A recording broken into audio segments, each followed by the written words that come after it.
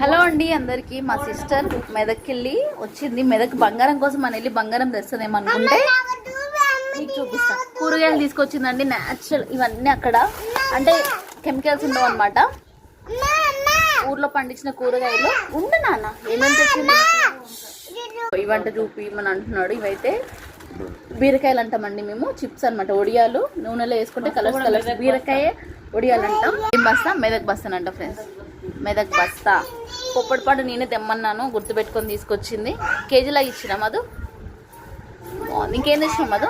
Ashok powder, Ashok powder కూడా వచ్చింది మెదక్ నుంచి. సొరకాయ కూడా బాగుంటుంది. రేపు సొరకాయ ఉల్లిపాయ వేసి ఉండకాలి మధు. ఇంకేంటిదమ్మా అది? కరివేపాకు, వంకాయ, బెండకాయలు, వంకాయలు తెచ్చిందా? ముళ్ళొంకాయనా అమ్మ? టమాటా ఎంత ఉంది మాది ఊర్లో? 180. 180.